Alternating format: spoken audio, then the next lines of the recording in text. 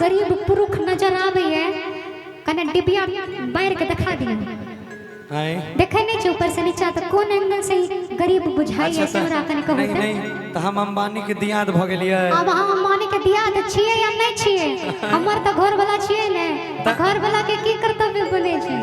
जनानी के जे चीज चाहिए होती है की ये लेकिन सच्चाई है। क्या सच्चाई है कि मर्दाना के कमाबैत हालत खराब भ जाए ओइ से ओकरा कोई मतलब नहीं। जनानी के बस अपन सिंगारक सामान चाहिए। जना हमरा ताजमहल किन के द देले छे हमरा सबके 6 महीना भ जाय छे कपड़ा किनै पतो नहीं लागे छे कि कोन कपड़ा किनलिए कोन चले छले नहीं चले छले आई सब का हर त्योहार देखियो अब हम ई अपना सगरे तने खटे छे अपना जो खटे छे से खटे छे संगे हमरो खटे नहीं रही है। अच्छा अब एते जे मेहनत करे ते अच्छा एगो बात रुको नहीं बड़ बड़ छे त ई जे छे हमरा सब मंच करावे छे ठीक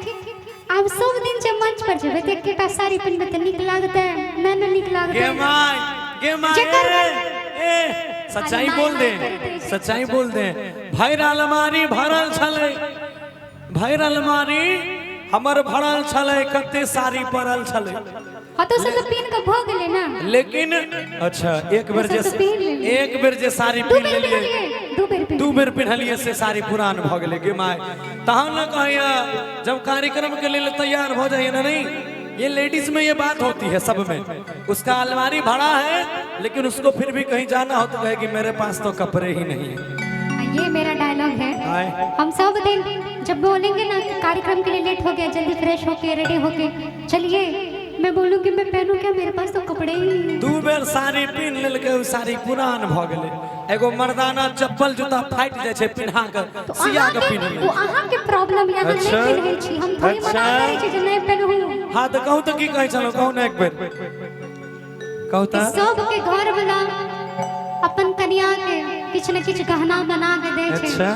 एगो हमर छे बतहबाय त किछ नहीं बना के देलक झूठो के खटावे लेकिन कहियो किछ नहीं देलक तो से कहलिए है ना का कहू ना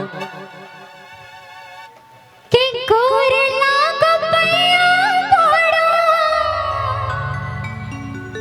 कि गोरे लागो और पैया पड़ो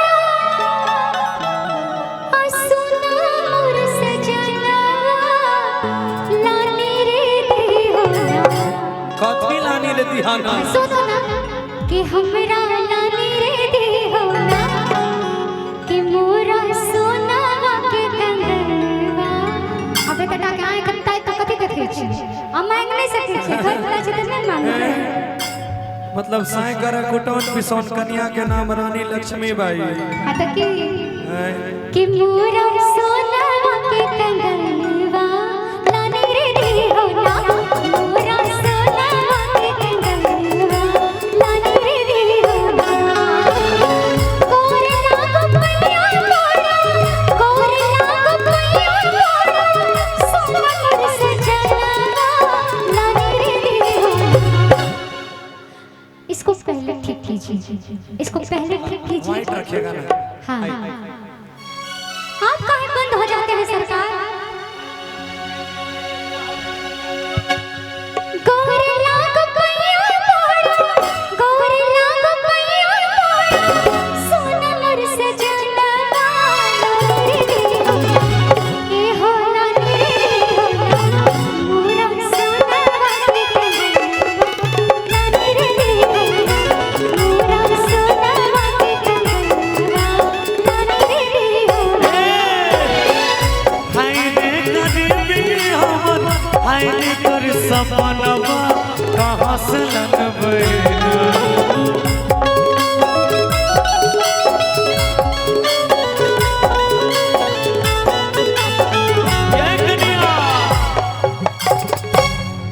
कि गे माय खाली के माय तो यहाँ न मरे अरे हाय रे गरीबी हमर हाय रे तोर सपनावा कि कत सलन बहिना ये कन्या कत सलन बहिना सोना के कंगना। अच्छा हमरा कटोरा लेके भेजबे कि अंगना कटोरा के जरूरत नहीं है कि सजनी तोर खातिर कंगनवा कहाँ से लनबैना रानी तोर खातिर कंगनवा कहाँ से लनबैना हाय रे गरीबी हमर हाय रे तोर सपनवा कहाँ से लनबैना हाय रे गरीबी हमर हाय रे तोर सपनवा कैसे रे लनबैना रानी कैसे रे लनबैना सजनी तोर खातिर कंगनवा कैसे रे लनबैना रानी तोर खातिर कंगनवा कैसे रे लनबैना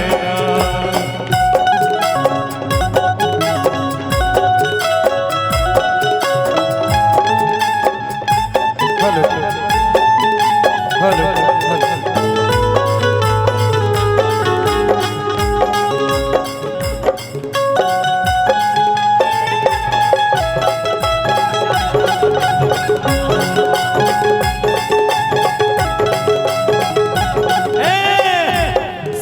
के दैयाना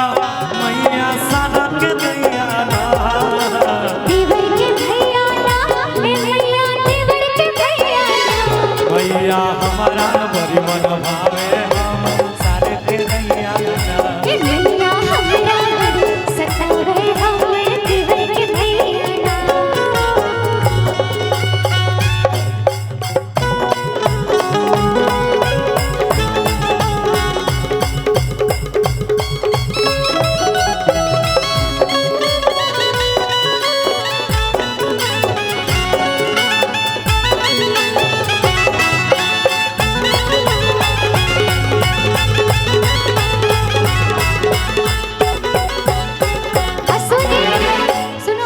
सुनाबू नहीं चाहे जाते पटना चाहे जाते पटना चाहे बन काटवा लाने रे होना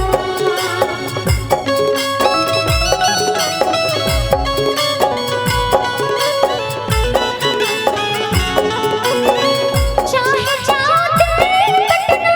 चाहे बन काटवा लाने रे होना ए हो लाने रे होना मोरा सोनवा के कंगनवा लाने रे होना मोरा सोनवा के कंगनवा लाने रे होना सुना घरे बूढ़ी माई बाबा आरो छोटो लाला नवा कैसे रे जीवना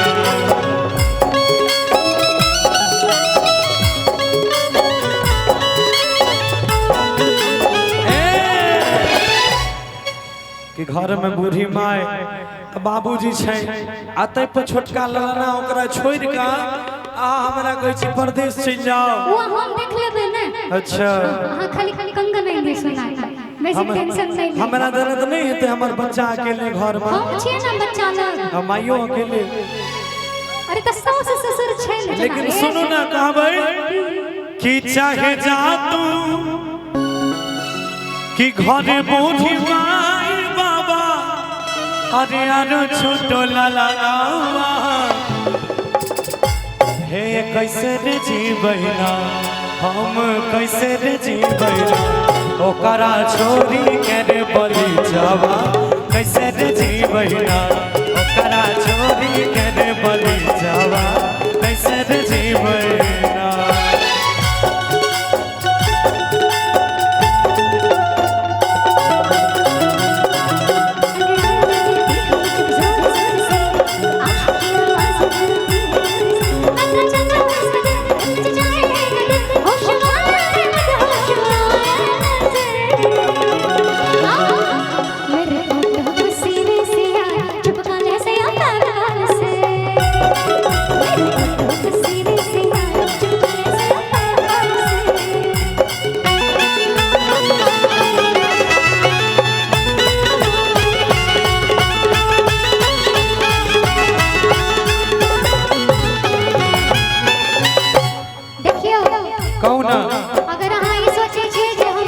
अच्छा बच्चा के छोड़ के नहीं जाए अच्छा